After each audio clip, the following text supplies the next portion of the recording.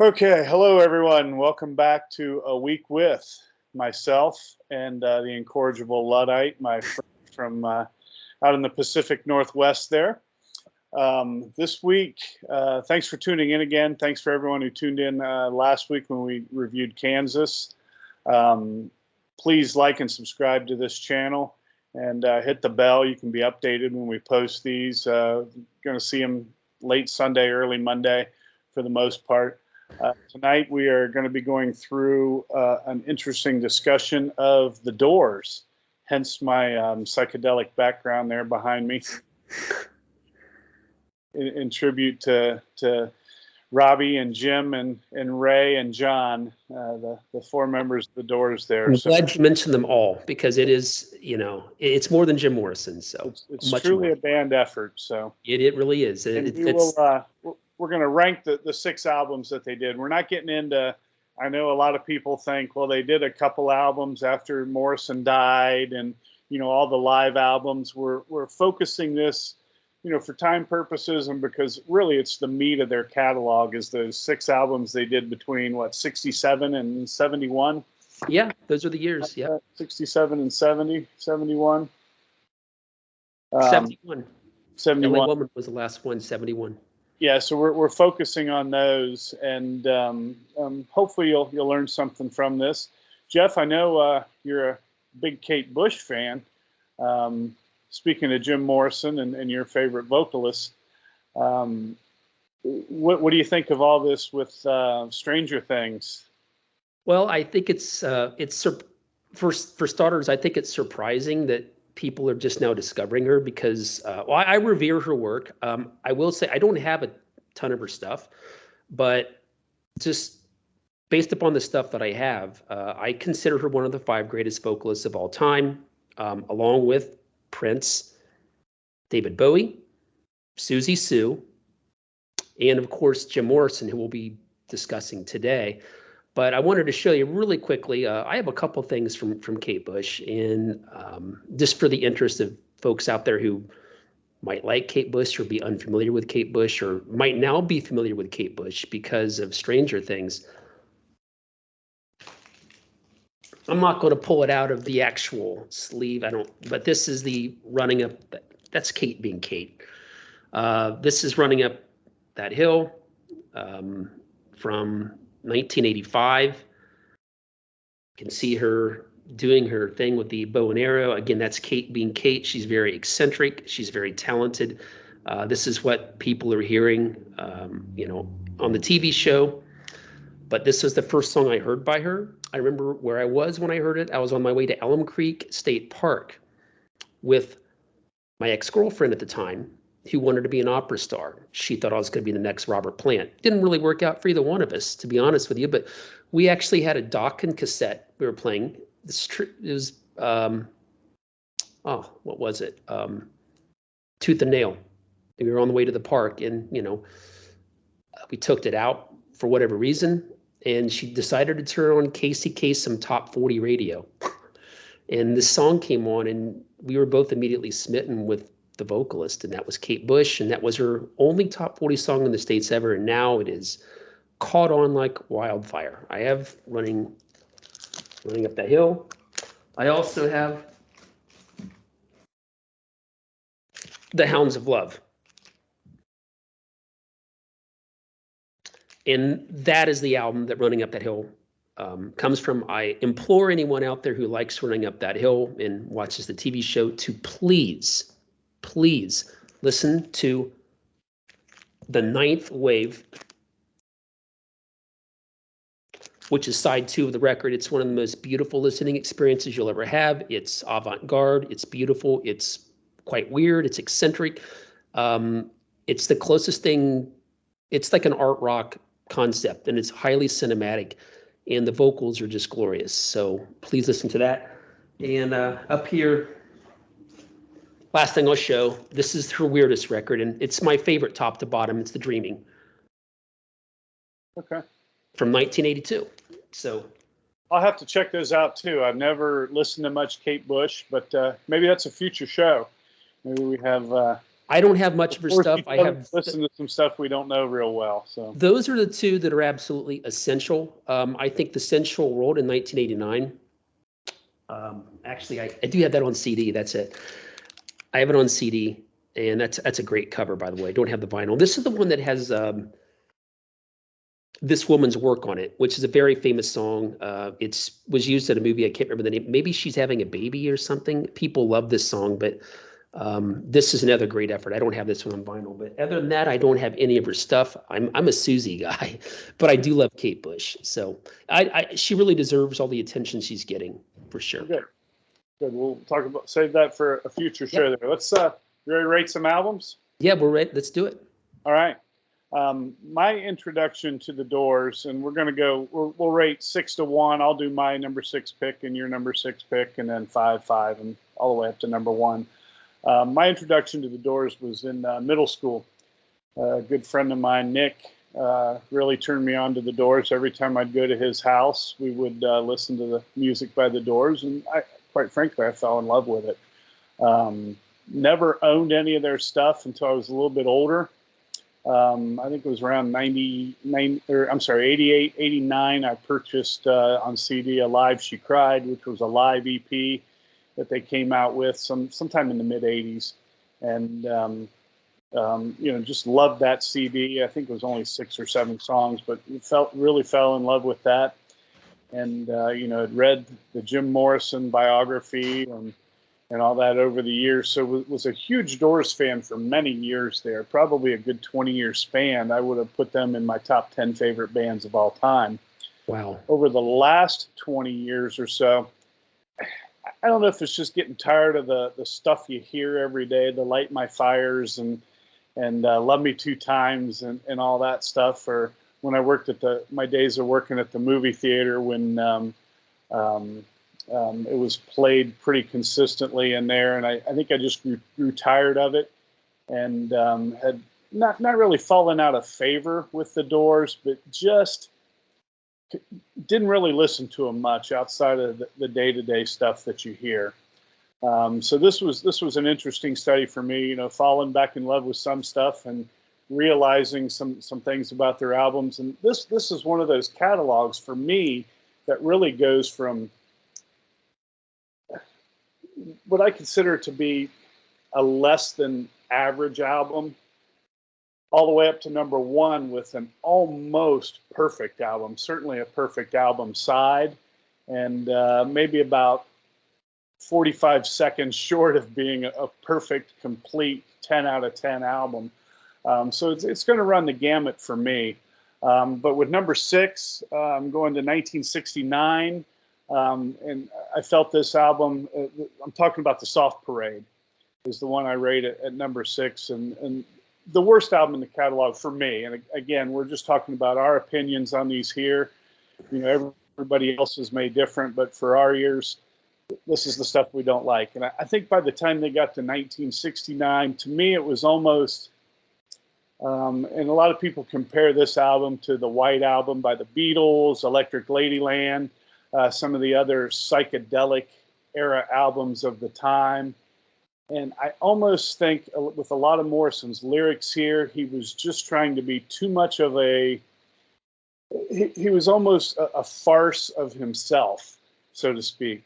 I think he was trying too hard to get into the psychedelic, the inane, and just a little off the beaten path stuff. I don't care for the song "Touch Me." I know a lot of people like that song. I love it. I love it. I never have cared for that song. Robbie Krieger wrote that song. Robbie Krieger wrote that one, yes. Shaman's Blues, I'm not a big fan of. Do It, I'm not a big fan of. I'm just not a big fan of this album. Matter of fact, I rated this album 4 out of 10. But if it came down to it, where I had to pick my 3 favorite Doors songs, my 1 or 2 song would be on this album with The Soft Parade. I think The Soft Parade is a fantastic song and a great song, but the rest of the album just doesn't do a whole lot for me. So that's my number 6 pick. Okay, I'll talk about The Soft Parade later because it's not my number 6 pick. And I also am aware that most people would agree with you that it is probably their. I mean, I think it's now critically viewed much higher than it was, say, 15 or 20 years ago. I happen to love it, although it's not one of their three masterpieces, but I'll get into that later. My number 6 pick for their worst album actually is my favorite Doors album cover. And that's Waiting for the Sun. Hopefully you guys can see that okay. It's got the little hype sticker with Hello, I Love You on it. This is an original copy from 1968. I rate this record, again, this band for me personally, they don't have any albums that are worse than very good. I think I feel a little strongly about the catalog. They're definitely one of my 10 favorite bands of all time. And I want to mention before I go into the rankings, I just mentioned that was number 6. My experience with is almost the polar opposite of Jim's. When I grew up, I wasn't really that much of a fan of them in high school. I didn't really like Light My Fire. I remember hearing Texas Radio and the Big Beat. That's one of my least favorite Doors songs, and it remains one of my least favorite Doors songs. I think it was pop culture and ladies, to be honest with you, that kind of got me into the Doors. When I remember watching The Lost Boys in 1987, and I remember the Vampires having, in the cave, they had the huge mural of Morrison, and I was fascinated with that. I won't lie. And I started listening to the music more when I was in college, and I started to really appreciate it. Then it seemed like every girl that I ever dated, literally, they all had a Best of Doors, the Best of Doors CD, the one with Jim with the necklace on the front. And I started to really get into the stuff. And then I went out on my own and listened to the deeper cuts, and I'm like, oh my God, these guys are hypnotic. Their epics are absolutely hypnotic. And they quickly, around the age of probably 20, about 2 years before the movie, maybe a year and a half, you might say that as far as classic rock bands go, they supplanted Led Zeppelin as like the mystical kind of a wonder. Like those bands both have in common the mystical element. And for me, the Led Zeppelin mystical element was old and tired, and it was about, kind of me and the blues and, that kind of stuff. Or it was like Lord of the Rings style, kind of overblown stuff. With the Doors, it was very visceral. It was, I could feel it. I could feel what they were doing, and it was also considerably darker than Led Zeppelin, and more poetic. And I do like Jim Morrison's vocals a lot more than Robert Plant. So anyway, my number 6 is Waiting for the Sun. And the reason it's at the bottom, I think I already showed you the record, was because I love 5 songs on this record, okay? Spanish Caravan is just a magnificent guitar piece by Robbie Krieger. If you're a fan of Rush, listen to Spanish Caravan, and then go listen to La Villa Strangiato. I think you'll hear that maybe Alex Lifeson took a bit of influence from Robbie on La Villa Strangiato. Not a lot, a little. It's great guitar work, and it's kind of a heavy track. At times it gets a bit heavy. Hello, I Love You is a great pop song. I enjoy it. 5 to 1 is a really aggressive track. Closes the album. I love 5 to 1. It's pretty heavy too, if you think about it. For 1968, it's very, very heavy song. What else do we have on here? You need to get my cheat sheet. I didn't think I would need to, but Not to Touch the Earth, great track. That's kind of the Doors and their mystical vibe. And the last great song on the record is going to be Love Street, which is beautiful, in my opinion. So I think you've got 5 great songs on this record. None of these songs, though, would be amongst probably like my top 15 Doors tracks. Not one of them. And the other 6 songs are a little more inconsistent. Still, though, at the end of the day, I'm giving this record an 8.5 out of 10. Okay. I still think it's a great record. And again, on the strength of Spanish Caravan, 5 to 1, Hello, I Love You, Love Street, and Not to Touch the Earth, those 5 songs are all great. The other songs, more mediocre. I give it an 8.5 out of 10. I love it. Mm-hmm. Great. And funny you should have that as your number 6, because I have that as my number 5. I don't rate it quite as highly as you. There are about 5 songs on the album that I really like. A couple of them that you mentioned, a couple of them that I don't care for. Interesting. Hello, I Love You and Love Street. I think with Hello, I Love You, I think it's just one of those that I've gotten tired of. It's kind of close to a Kink song, I think. Good song, but I think it's just kind of grown on me a little bit. And I think this is another album. These sort of middle albums, to me, are not Morrison at his best lyrically. Obviously, a great singer, but I don't necessarily like all his lyrics. I'm with you on Spanish Caravan. I think that's a great song. 5 to 1, The Unknown Soldier, both are in my top 10 Doors songs of all time. I'm not a big fan of the 2 I mentioned. I think, Yes, the River Knows. To me, that's kind of a throwaway song. Yeah, that's a weak song. So good together. I didn't really care for that one. Summer's Almost Gone. Pretty weak. Time Love. Oh, you like that? For any of those songs. So about 6 of the 10 songs, 11 songs, whatever it is, 6. There's about 5 of them that I like, and about 6 of them that I could take or leave. So yeah, that's my number 5, Waiting for the Sun from 1968. Okay. Back to you, Jeff, for your number 5.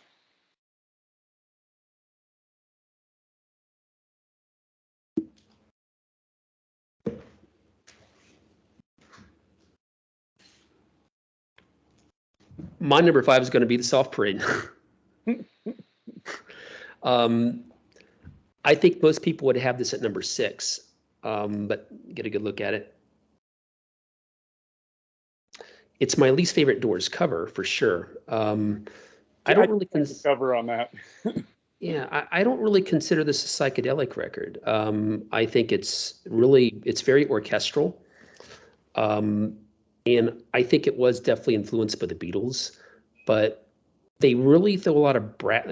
Some of the songs have some brass in them, and I really like that. Anyway, one of my 10 favorite Doors songs of all time is on this record. And it's not one of the popular songs. It's Wild Child, which is just a nasty, nasty. The star here is Robbie Krieger, not Jim Morrison, on this song. It's basically it's a heavy blues rock song. It's pretty heavy. And the slide guitar on this song is just absolutely nasty. I think it's the Doors. The Doors did the blues really, really well when they wanted to do it. And their original blues songs are all fabulous. I think their blues stuff like destroys Led Zeppelin, personally. And a lot of it deals with the way Jim Morrison would draw out his vocals with that poetic delivery. But on this particular track, that slide guitar by Krieger, it's heavy. And it's almost like proto-physical graffiti, to be completely honest. I mean, go listen to Physical Graffiti and listen to Wild Child. Love Wild Child. Again, one of my 10 favorite Doors songs of all time. Wishful Sinful, love it. Love it, love it, love it. Not a top 10 Doors song of all time, but it's a great track. It's positively proto-Pearl Jam. I mean, there is no way that it sounds like Pearl Jam's whole career was almost based around this one song. It just sounds like something that Eddie Vedder studied and studied and studied and studied. And I think it's a great, great track. I also love Shaman's Blues. I think it's a really interesting track. Soft Parade, I love the Soft Parade as well. It's they usually don't miss on their epics. I don't think they ever missed on an epic, and the Soft Parade is no exception. It's not as hypnotic as the early epics, like The End and When the Music's Over, but it's arguably more creative. They're kind of throwing everything in the kitchen sink into the song. It's almost kind of progressive, the way there were time changes and stuff in it, and Morrison's doing his Southern preacher bit, which I think is kind of entertaining, actually. But I do love the Soft Parade, the title track, and I absolutely love Touch Me. And I think it's probably the Doors.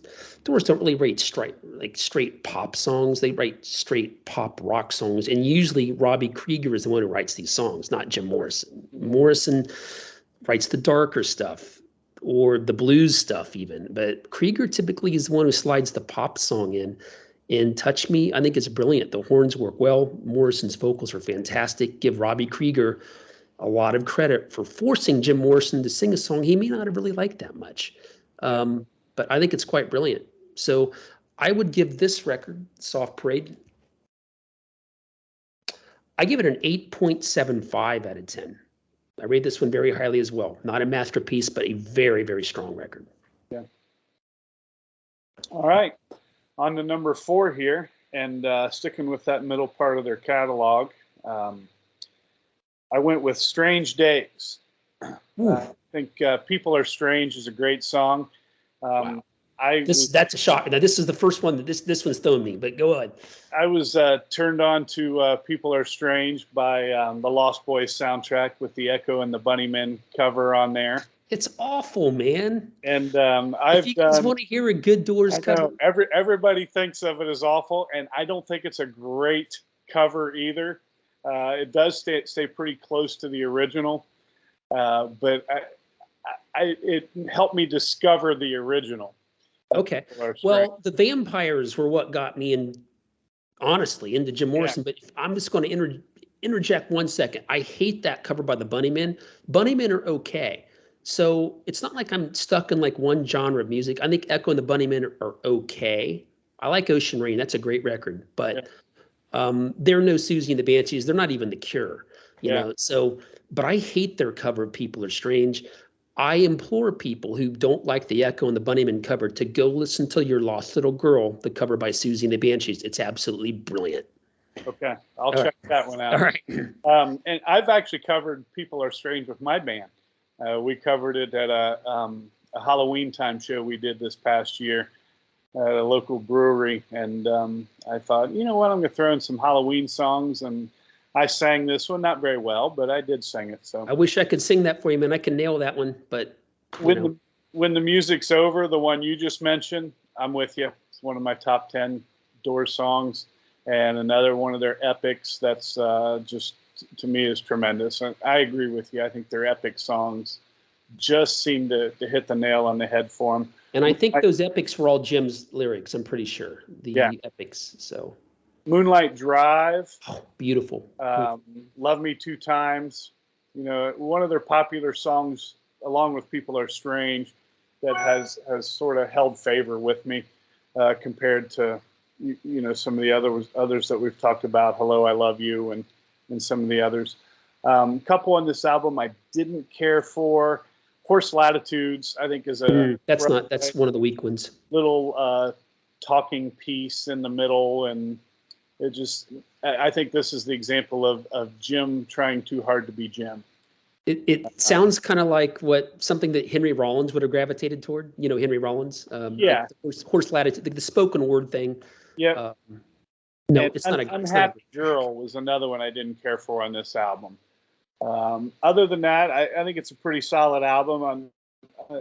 For me at this point, after those first couple albums, which aren't bad albums by any sense of the word, I just think they gravitate a little more towards the mediocre. I think by the time I get to number 4 on my list, we're looking at some good albums from this point on. My top 3, I think you're going to hear, can be interchangeable, I guess, depending upon my mood.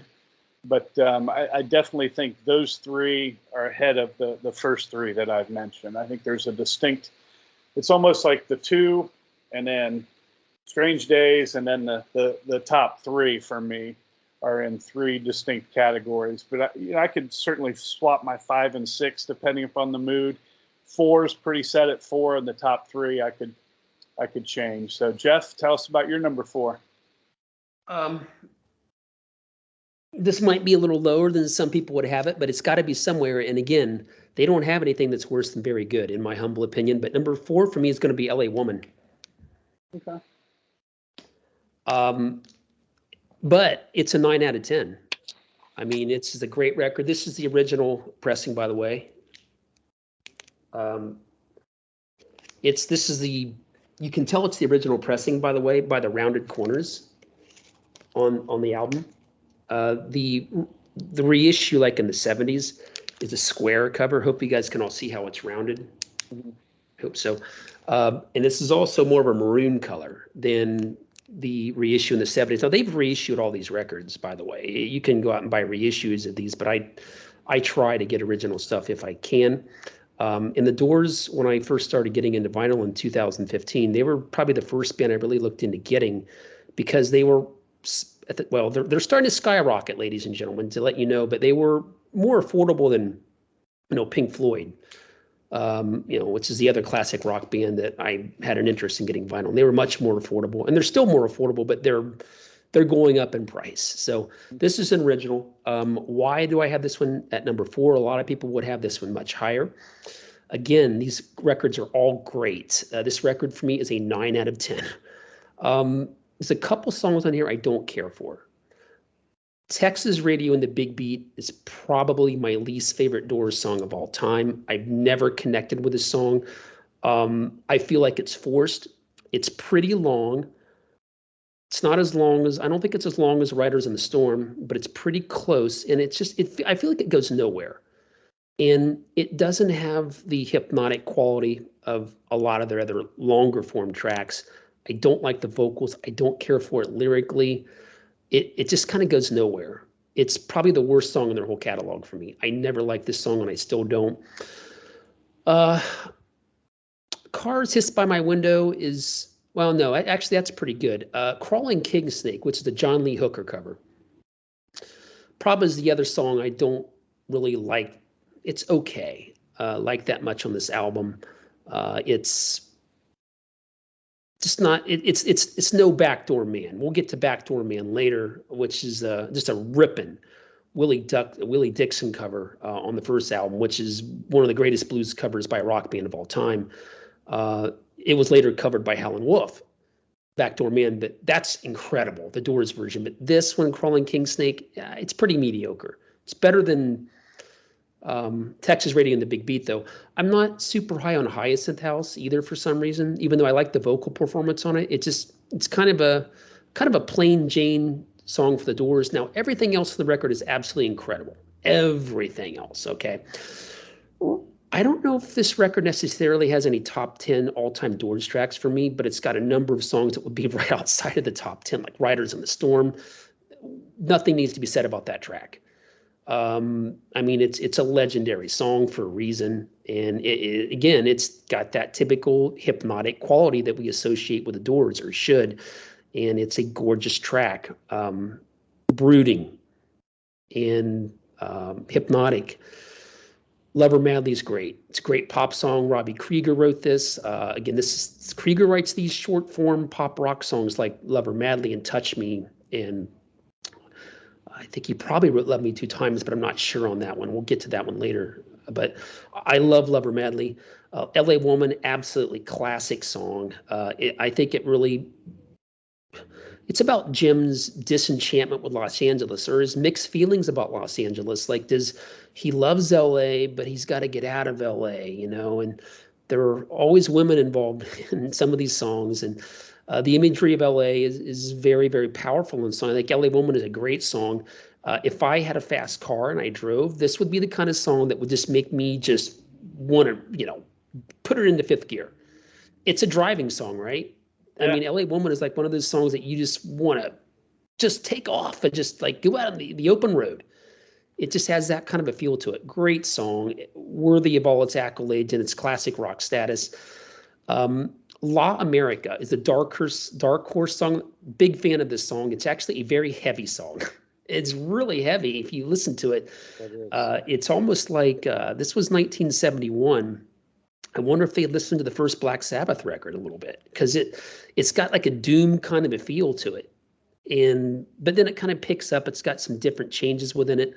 It's not as heavy as Black Sabbath. Let's not kid ourselves, but it's a pretty heavy track. It really is. And I like the vocal performances on the song. It's very doomy sounding. I really like it. I like the vocals on it. Fantastic. What else is on here? The blues songs. Cars Hissed by My Window. I really like that one. It sounds like something that if Robert Johnson was alive, he really would have appreciated this song. It's really simple. It's not overblown.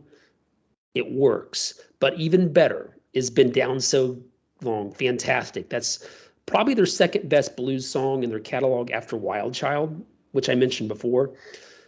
Been Down So Long is more aggressive than Wild Child. It's not as poetic as Wild Child. Jim doesn't really draw things out as much. He sounds angry in this song. It's just very aggressive. Like I don't know. You feel like he's being really honest on this record. His voice is not as strong on this record. It doesn't have kind of the kind of that Sinatra-esque kind of a special flow that he has on the earlier records. He sounds tired, but this really works for these blues songs. You know, he considered himself a bluesman at this point, I think. Yeah. And yeah, pretty much everything in this record works for me except for Texas Radio and the Big Beat and the John Lee Hooker cover, Crawling King Snake. And I'm not that high on Hyacinth House. The Changeling's great too. The opening track is great. It's kind of funky. So yeah, it is a really strong record, but the three in front of it are going to be a little stronger. LA Woman, 9 out of 10. Classic for a reason. All right. More on that later. And going into my number 3, you're talking a lot about their bluesy stuff. And I almost think for me, my 4, 5, and 6 albums, they had gotten away from the blues a little bit. Still in there. The elements were still there on certain songs here or there, but I think they had gotten away from it. And that's a theme you're going to hear coming up a lot over the top 3 albums for me. My number 3, I have this a solid 8 out of 10 for an album, is Morrison Hotel. Great record. Blues. You know, and you mentioned LA Woman being a driving song. I think the Doors have a lot of good road songs. Where they do. You said roll the windows down and go for a drive. And I think Queen of the Highway on that record. We'll get to that one later, though. Queen of the Highway. Yeah, it's a great driving song. Land Ho. Heavy track. I love Land Ho. Peace Frog. Another one of my top 10 favorite Doors songs of all times. More of the spoken, which a lot of their stuff is sort of that spoken word almost type of a thing. Not really any albums on this album I don't care for by the time we get to this point in their catalog. But like I said, the standouts to me, Land Ho, Peace Frog, Waiting for the Sun. I don't think I mentioned that one. I'm going to get to that one. Trust me. And Roadhouse Blues. So Morrison Hotel, by the time they're at this part in their catalog, it's a solid 8 out of 10 for me. Okay. It's funny because again can be interchangeable depending upon how I wake up in the mornings. We agree on our number 3. I've got Morrison Hotel, number 3 also, and I'm going to say this is a masterpiece. Okay. I rate this record. There it is in all its glory. I think this picture was taken in downtown. Los Angeles at some hotel. I guess it was really called the Morrison Hotel. I'm not sure on that. I've never dug in research on that. I love this record. And this is the one that's grown on me the most, I think, since I love the Doors. The deep cuts in this record are fantastic. Yeah. And this is also their hardest rocking record. Without any question, it's their hardest rocking record. If you want to like rock out and you want to get a little less hypnotic and just, you want to hear the Doors really rev it up and be a hard rock band, which they did really well when they wanted to, this is the record. There were only 2 songs on this record that are mediocre. There was no weak tracks on this record. I give it a 10 out of 10. Masterpiece. The last 2 tracks on the record, I want to say they're Indian Summer and Maggie McGill are the 2 weakest tracks on the record, I think, but they're by no means bad. I would just say they're mediocre. Let me check my notes real quick on I think those are the last 2 songs on the record. Maggie McGill and Indian Summer. Yeah, the last 2 songs and this record was also split into 2 sides. I'll show you real quick. You've got the Hard Rock Cafe side and the Morrison Hotel side. So you can see that if you look at the back cover. Hopefully you can all see that. The first side is a little stronger, but the second side ain't shabby. Just let me kind of go over some of the songs on this record and explain why I rate it so highly and why I give it a 10 out of 10 status. Roadhouse Blues is on here, first of all. That's a great song. And it's not one of my favorite Doors songs, but man, it is a great rock and roll. This is a rock and roll song with some just nasty guitar from Robbie Krieger. Pretty much a hard rock blues synthesis. And it's like very much like a biker kind of a song. And I'm not even a biker, but it just kind of, I think this is the song that like hard rock bands and bars want to play. They want to play Roadhouse Blues. You know, it's that song. It's kind of a good time, beer chugging kind of a song, which really we don't associate with the Doors, and we shouldn't associate with the Doors, but they did it on this one song, and they did it really, really well. Oh boy, there's some great songs on this record. I'm going to save my favorite for last because my favorite Doors song of all time was on this record. Okay, I'm going to get into that later, but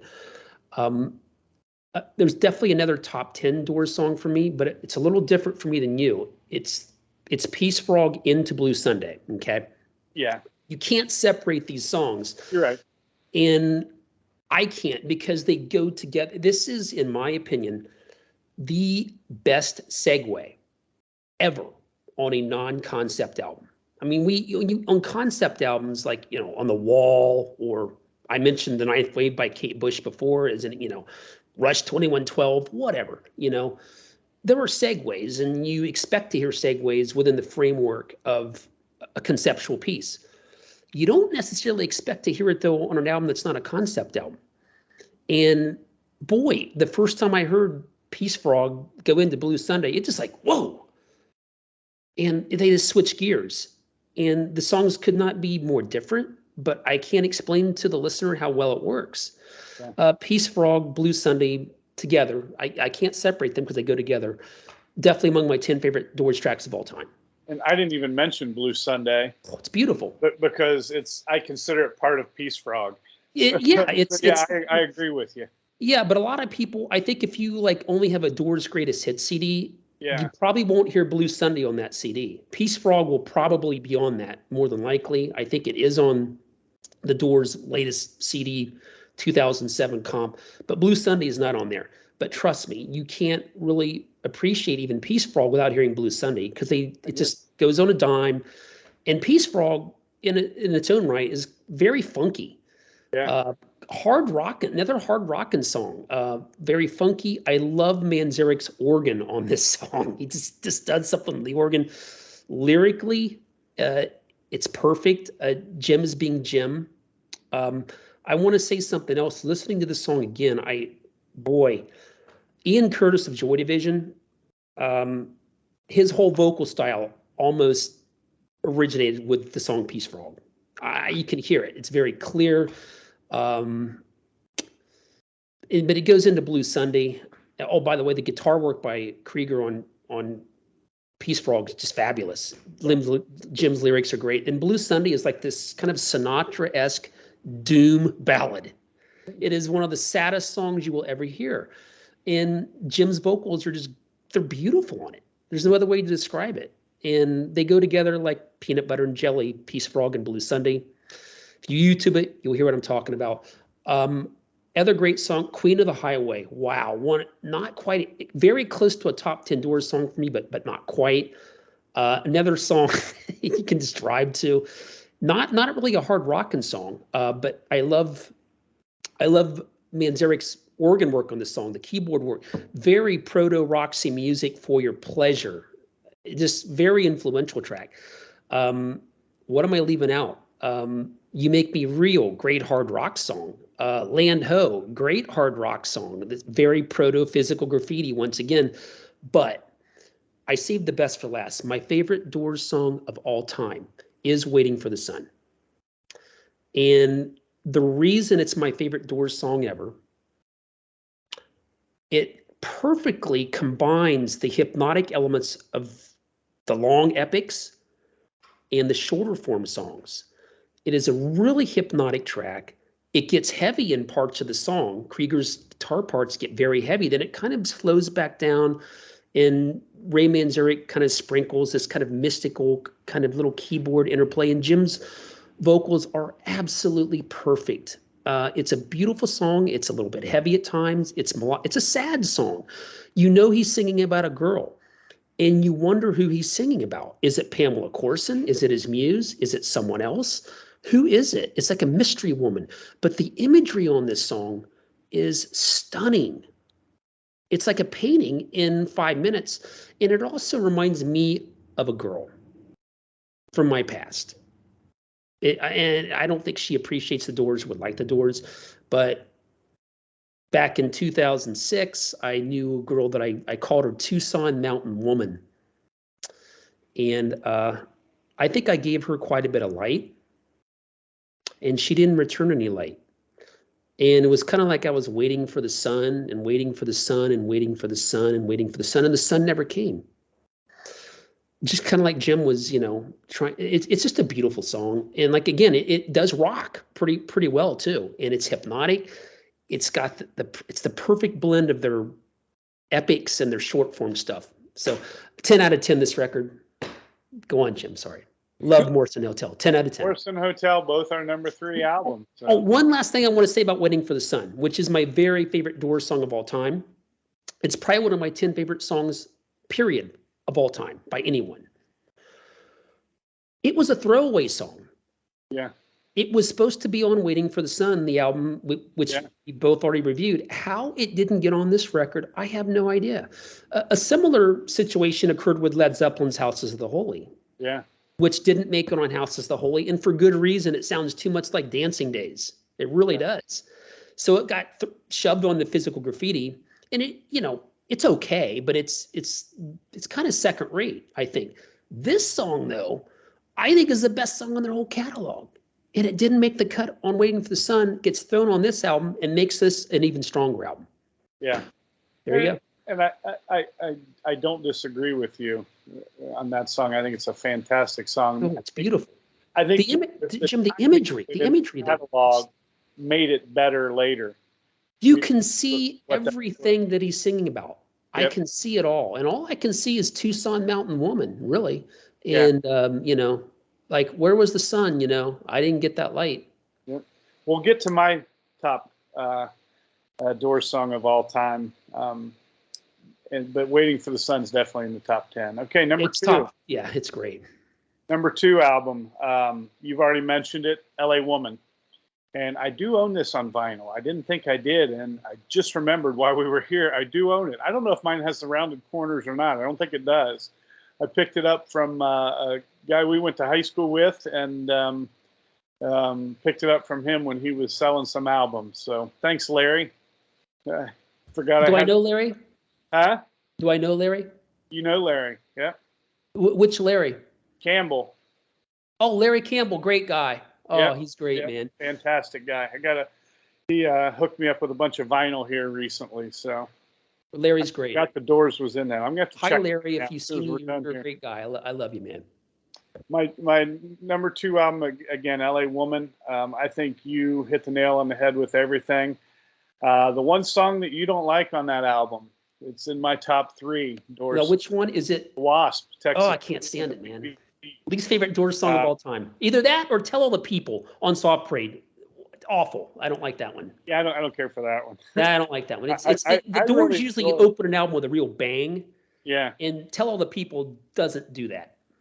And I agree with you. I think the blues on this album, The Crawling King Snake, Riders on the Storm, Been Down So Long, fantastic songs. All 3 of those. Been Down So Long is, again, I think it's their second best blues song, only eclipsed by Wild Child is my favorite.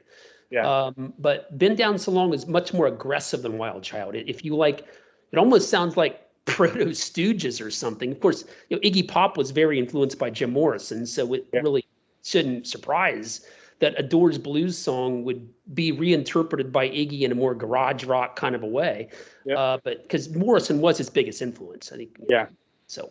LA Woman, I mean, what can I say that you didn't already say about it? Just a great driving song and fantastic song. Love Her Madly.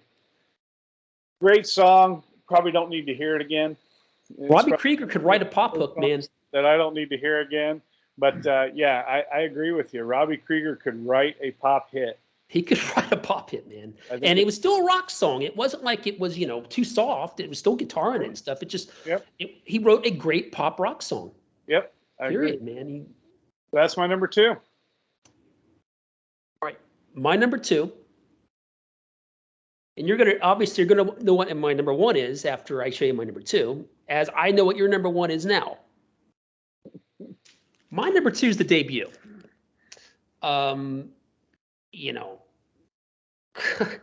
Classic record, man. Hope you guys can all see the cover. Is one of the greatest debut albums of all time. Without any question, it's got to be one of the 5 greatest debuts of all time. I don't know. I'm not going to say what the best debut of all time is, but for me, you can throw this in there with the first Jimi Hendrix record. King Crimson in the Court of the Crimson King. I don't know. After those 3, it gets a little hazy, man. It's got to be one of those 3. What am I leaving out, Jim? I'm not a Boston fan, but I really respect that record. But for me, it wouldn't be up there. The first Pink Floyd record, the Velvet Underground and Nico. Yeah, you can throw that in there for sure. But I don't know. This is definitely top 5 debut of all time, but it's going to be number 2 for me. It is an 11 out of 10. All right, it is an 11 out of 10, but it's finishing number 2. I wouldn't say it's a top 20 record of all time for me, but it's definitely a top 50. It's very consistent record. Everything the Doors would do later, even as going up to LA Woman, the template is here, but let's just go over some of the songs. Man, what a record. My underdog song on this record might be my favorite song on the record, and that is End of the Night, which is near the end of the album, I believe. And it is, it's the third to last song on the album. It was based upon a 1932 novel by Louis Ferdinand Céline, which I have read, and it is called Journey to the End of the Night. Céline was very, Jim Morrison was very influenced by literature. I think a lot of us know this, and he was very influenced by not only American writers like Jack Kerouac and Henry Miller. He was also influenced by, French writers. I believe Céline was French, I think, and the French poet Arthur Rimbaud, who Morrison often quoted. I can get into that later, but particularly about the subconscious and trances and things of that nature. But End of the Night is one of my 10 favorite Doors songs of all time. It's a spook ballad. I don't know how else to describe it. It's a very spooky ballad. And I love Robbie Krieger's use of Robbie Krieger might be my favorite slide guitar player. I mean, look, man, the guy, he plays the slide very atmospherically. He can play it in more of a straight blues way. He can play it in a straight rock way. He really uses the slide in a lot of different ways, but on End of the Night, he doesn't really use it in a blues way. He uses it in an atmospheric way. Yeah. And Jim's haunting vocals on this track. Beautiful song. And we got Break On Through, one of the greatest opening songs of all time, period. And it's a hard rocking song for 1967. I mean, this would just jump out of the speakers. And this is 2 years before Led Zeppelin, 3 years before Black Sabbath. It's very heavy for 1967 if you think about it. And this jumps out of the speakers. What a great song Break On Through is. The Crystal Ship, gorgeous. Again, another kind of a creepy ballad. Not as creepy as End of the Night, but very creepy. Light My Fire. We've heard it 1,000 times, and I don't think it's overrated. I actually like it more now than I ever did. It kind of is middle tier on the album for me because this album is so strong. So their most popular song of all time is not one of my 4 or 5 favorite songs on the record. Backdoor Man, intense. Anyone who thinks Led Zeppelin's blues covers are better than the Doors, I suggest you listen to Backdoor Man and listen to the Doors take on Willie Dixon, who actually Howlin' Wolf had taken on Willie Dixon. So the Doors are really covering Howlin' Wolf, who had covered Willie Dixon, but it's a vicious interpretation with screams and It's exciting. It doesn't even feel like a blues song. It's like they're taking the blues somewhere else almost on this track. Alabama Song's a lot of fun. That's a Bertold Brecht cover, I believe. It's very, how do you describe this song, Jim? Help me understand. How do you describe the Alabama Song? It's in my top 3 Doors songs ever. Oh, not mine, but it's great. It's a cover. It's just a great song, and yeah, I think it's one of those songs that you really can't quantify. It's got blues elements in it. It's show tunes. Nearly show tune elements. There's some prog elements in there. You can't really. It's like one of those songs that like sailors are going to sing this song in a bar, right? And they sing along to it, but it's really, there's a lot going on in the song. Yeah. So yeah, these are all great songs on this record, and I'm leaving things out. Of course, I'm not going to leave out the last track. Yeah. The last track is the end. Yeah. And I don't know if it'll make my top 10 Doors tracks of all time, but if it didn't, it'll be right on the outside. There was probably a time when it was my favorite Doors song. Mm-hmm. It's a heavy song. It's a controversial song. It's one of the most controversial songs ever written, if not the most controversial song ever written. But the aura that is set, this is why I started to gravitate more toward the Doors in college than, say, Led Zeppelin, because their epics had this hypnotic element to them that were just really visceral. Yeah. And the end, it's a powerful artistic statement, whether you like it or not, or find it, repulsive or whatever you might find it. I don't know. It's just a great song. It's a mood setting song, and it's dark. It's often been called the first Gothic rock song. I don't know if you knew that or not. I don't agree with that at all. Just like I don't consider Susie and the Banshees a Gothic rock band. I think that's a joke that they're considered Gothic rock. That in the end is not the first Gothic rock song ever. To me, Gothic rock is more. Screaming Jay Hawkins might have been the originator of Gothic rock, to be quite honest. Alice Cooper qualifies as Gothic rock to me. Marilyn Manson, maybe Bauhaus. Bands that use camp in their style. You don't get that with the Doors. This is serious stuff, whether you agree with it or not.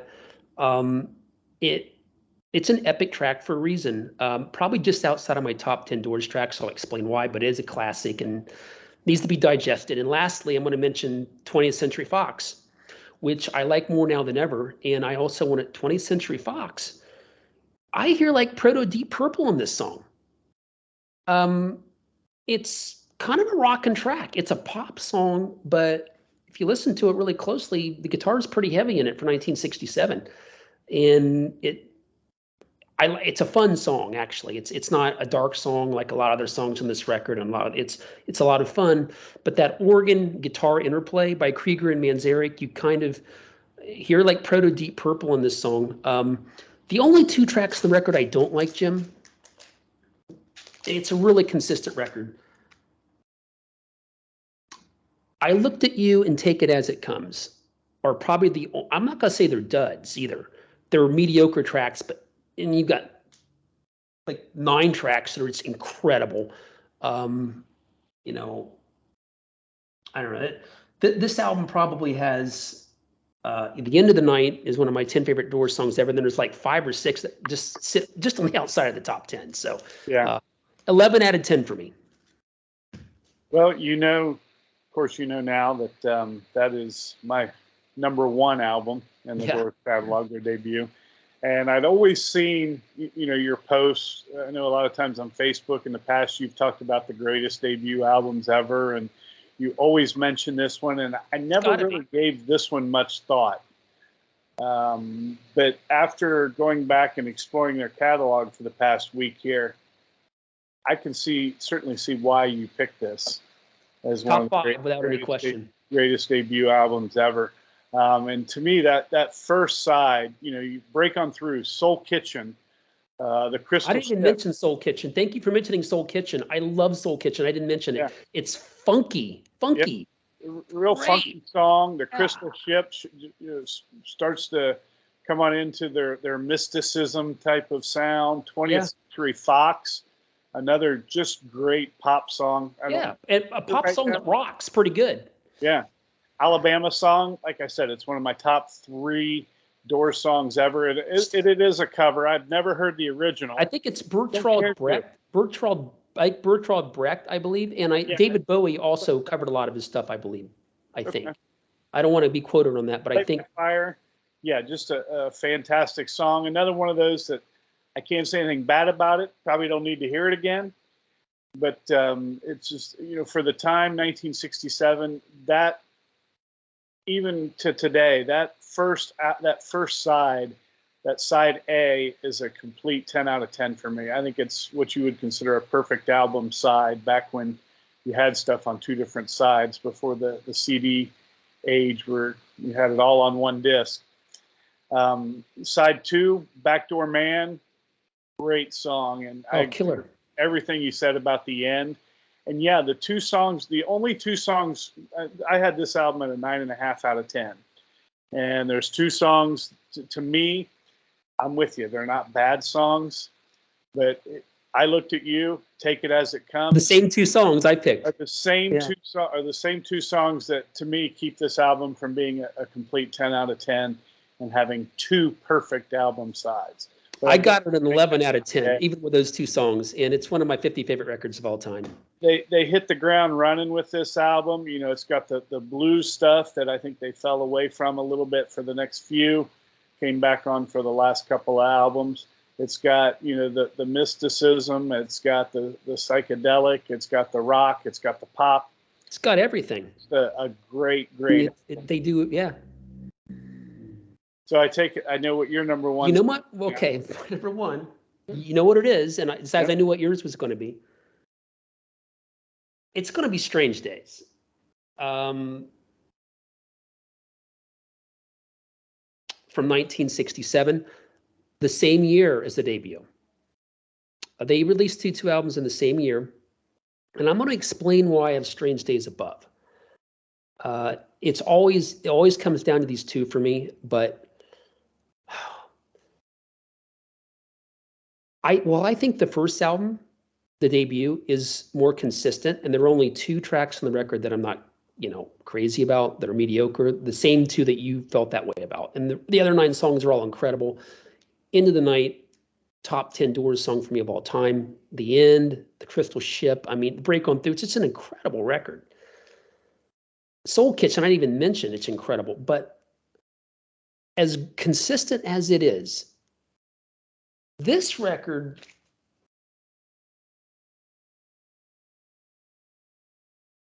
it has 3 or 4 songs I'm not that high on. I'm going to mention them, but I'm going to tell you why I rate it number 1. I'm going to get them out of the way. Unhappy Girl, Horse Latitudes, My Eyes Have Seen You. That I didn't care for. Unhappy Girl, Horse Latitudes, My Eyes Have Seen You, and especially my least favorite song on the record, I Can't See Your Face in My Mind. I don't think any of those are bad songs. I think they're all really mediocre. So why do I rate it so highly if, I find this record to have 4 mediocre songs like some of the other albums, and the debut only has 2 and all these incredible tracks? Because probably 3 of my 5 favorite Doors songs of all time are on this record. And probably my second favorite Doors song of all time, after Waiting for the Sun, is When the Music's Over. And I connect with this song. It's every bit as hypnotic as The End. Not quite as dark. Not quite as dark. It's still dark, but not quite as dark as The End. But I connect with it, and I agree with the song. I agree with the sentiments. The lyrics make sense to me. He's bringing nature into play lyrically. And when the music's over, what are we going to do? It's a way of life. And he drives that point home, and it's like an 11-minute song. Robbie's guitar work on the song is frenetic, and I mean that in the best possible way. It is hypnotic, every bit as hypnotic, if not more so than The End. And that's why the end is not one of my 10 favorite Doors songs of all time, because of When the Music's Over. Can only pick one of them, you know what I mean? And When the Music's Over is my favorite Doors epic. But beyond that, People Are Strange has grown into one of my 5 favorite Doors songs of all time. I don't really consider it a pop song like Love Her Madly or Touch Me or even Love Me Two Times. It's more like a 2.5, 3-minute existential meditation. It's really not a pop song. It is brilliant, and it's quite true. I feel this song every time I hear it. It makes complete sense to me, and I adore it. People Are Strange, their version, not the Echo and the Bunnymen version. The Moonlight Drive, another top 5 Doors song of all time for me. What a beautiful piece of poetry by Jim Morrison. What great atmospheric slide guitar work by Robbie Krieger. The great John Densmore was a jazz drummer. He was a jazz-influenced drummer, and you really hear it on this particular track. I haven't mentioned John Densmore enough in this, and I need to mention him. He's a big part of the band, and he's a fabulous rock drummer who aspired to be a jazz drummer. You really hear that on Moonlight Drive. It's just a beautiful song. You just feel it. I feel it, what they're doing here. So these three songs are all among my top 5 Doors songs of all time. When the Music's Over, Moonlight Drive, and People Are Strange. You've also got Love Me Two Times, which kind of falls in that pop rock category with like Love Her Madly and Touch Me, and it's my favorite of the kind of rock pop songs. It's my very favorite of those songs. And the opener, Strange Days, is fantastic. It may not be quite as strong as a Break On Through, but it's really close. So what am I leaving out? Oh my God, Your Lost Little Girl. Incredible. Such a creepy song. I love Your Lost Little Girl. I love Robbie's guitar work on this song. It's slow, it's creepy, it's haunting. I love the Susie and the Banshees cover of it. They, retain kind of the mystical element, but they make it more ornate. The Doors version, of course, is more stripped down, and I would say the Doors version is better. It's a great track. It's probably, I do rate it. It's not one of my 5 favorite Doors of all songs of all time, like Moonlight Drive and People Are Strange and When the Music's Over, but it's way up there, as is Strange Days and Love Me Two Times. So the weak points on this record are overshadowed by the high points in this record are so high for me. That's why it's my number 1 record. And it is an 11 out of 10. It's definitely one of my 20 favorite records of all time, Strange Days. Well, Jeff, I've enjoyed exploring the Doors catalog again after some time away from it. So thanks, good topic choice. Remember, next week we have our, I guess you would call it, album battle of early progressive rock, progressive metal concept albums. You have the British Iron Maiden with Seventh Son of a Seventh Son versus Seattle and America's Own Queensryche with Operation Mindcrime. Technically, Queensryche is from Bellevue, which is the east side of Lake Washington, but it's all, it's Seattle Metro, whatever. But yeah, I say Seattle because no one knows where Bellevue, Washington is, but everyone knows where Seattle, Washington is. But yeah, I think it's a great topic, actually. And I really like Operation Mindcrime a lot. So I need to listen to Seventh Son of a Seventh Son to see if it stacks up to Mindcrime. It'll certainly be interesting. So tune in next week, folks, and you'll hear our thoughts on these 2 albums. And I was a little long today, perhaps because I love this band. So if we went a little bit over, Jimmy Duster, the Incorrigible Luddite, is well aware of that, and the Incorrigible Luddite apologizes. We went a little bit over, but certainly the passion was there. I love this band. The Doors are one of my 10 favorite bands of all time. Somewhere between 6 and 10 on any given day. They're incredible. They do it for me. It's the hypnotic element to their music. Well, thanks for helping me out, and thanks for tuning in, everybody. Thank you, folks. Have a great week. We'll see you next week. Bye-bye.